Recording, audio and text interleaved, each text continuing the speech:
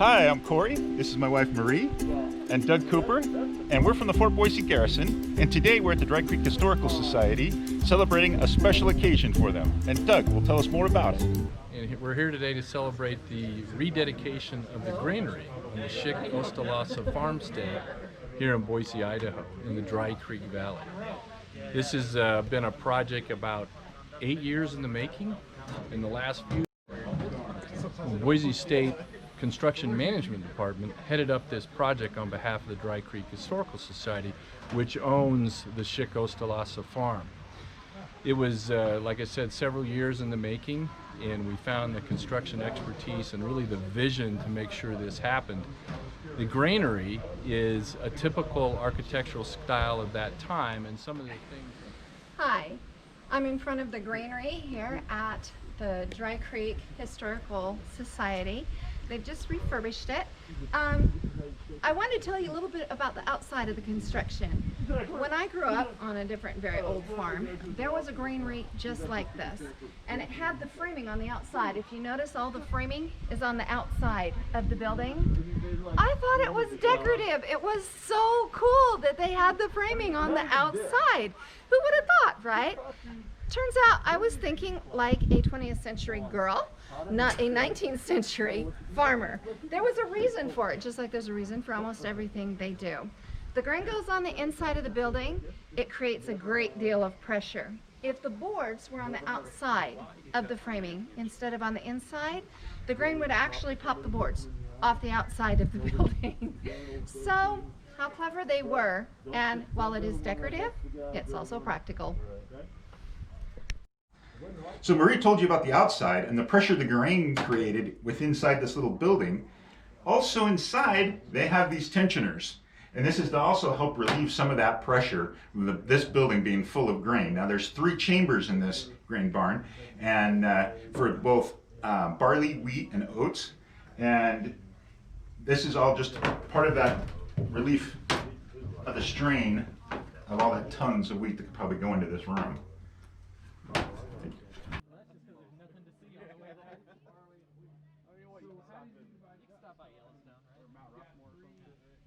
I'd also like to introduce BSU CMA current president, Kyle Hosley. He's the BSU CMA VP. Yep. Okay. Jason Bohl, he is a BSU CMA. He was the superintendent on the project. Michael Bohl, his brother, but he was also the BSU project manager on this project. He's not here. He cannot be here today. Oh, he couldn't be here. Okay. I'd also like to introduce Frank Eld. He's a BSU graduate student, and he's right there. He's waving. He is working on our barn. We are trying to get the barn going, so he is also called the Barn Whisperer, but he's a graduate student at BSU. I'd like to introduce Fort Boise Garrison, but they are in civilian dress right now. Doug Cooper and Corey and Marie Klein. Thank you for coming out. And then we have a bunch of volunteers out here, as well as I'd like to introduce Lisa Ahrens. She's the town manager for Hidden Springs Town Association.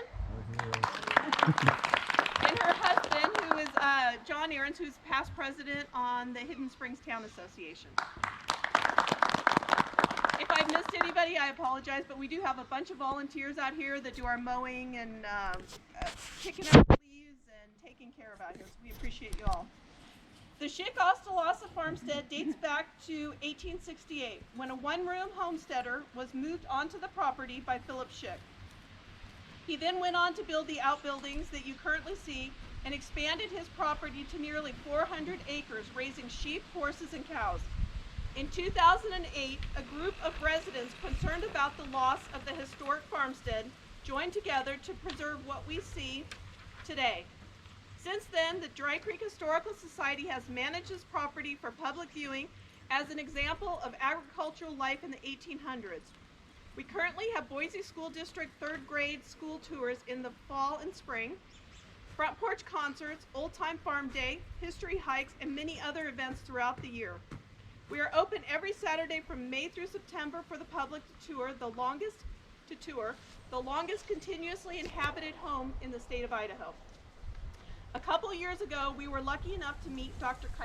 Casey Klein, chairman of the Boise State University Construction Management Department. Thus began our partnership with BSU and our granary restoration building project. When we started, this building was leaning over, and if you get a chance to stop by that table, there it shows you what the pictures look like before, through the process, and after. There's also candy and waters over there.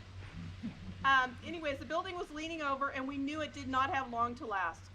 As you can see, through this wonderful partnership, we have been able to historically rebuild the granary and have the opportunity for it to last another 150 years.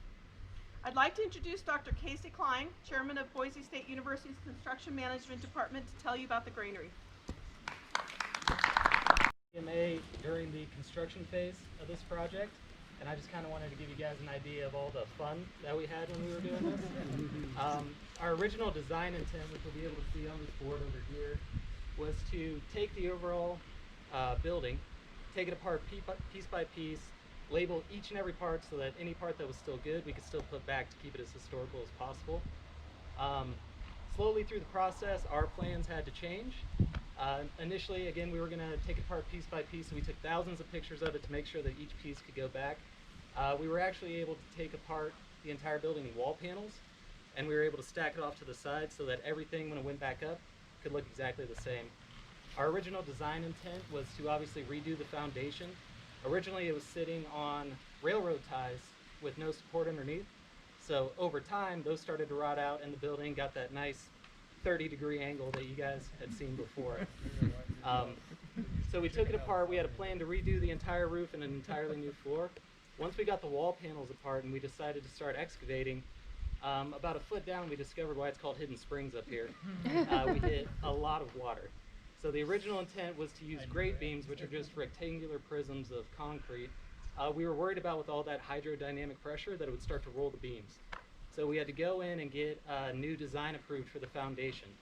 So now the foundation is a thickened edge all the way around, 2 feet 6 inches deep, and then a slab over the top with PVC penetrations to allow the pressure from the water underneath to come out and not push up on the slab. After that, we decided to get some railroad ties and some pressure-treated beams that are actually sitting on top of metal brackets, so they'll never actually hit the ground at all. And obviously you can't see the concrete. Our idea was to make sure that it still looked historical at the end of the day. We completely redid the floor system. We wanted to keep it as historical as possible and make sure all the parts look the same, but they don't make the same stuff that they did 100 years ago. So for example, if you go into the far room, it's a built-up floor system with 1x8 tongue and groove boards. They don't really make that in rough cut cedar anymore. So we actually went out and we bought a router bit and made 1x8 rough cut cedar into tongue and groove boards. That saved money on the project overall. It was a great management decision by the team that was on it, and it helped us out a lot. Then as we were reconstructing the building, obviously, if you look at some of the studs, they're not exactly plumb and straight, but they weren't that way when we came here. So we wanted to make sure that it still looked the same. And yeah, exactly. We also intended to run barbed wire all the way through, and that's what we did there. So initially, when they would put all the grain into the barn, they would use barbed wire and just come along. Like a tightener. Yeah, you guys know exactly what I'm talking about. Well, you have the exact name for it. What was the expansion cable? Expansion cable, yeah. So obviously now it's not holding any grain in there, but we wanted to recreate the building exactly the same as it was before. There was a lot of little things that we had to do that weren't historical to make sure that it could still last an extra 100 years. The entire roofing system is still cedar shake as it was before, but there's actually a waterproofing membrane all around the outside to make sure that it doesn't rot out the roof boards like it did before. And all in all, it was an incredible learning experience for us. We were all, you know, we may have shook our head and said some words at some points, but at the end of the day, you know, we got to be a part of something that's going to last another 100 years.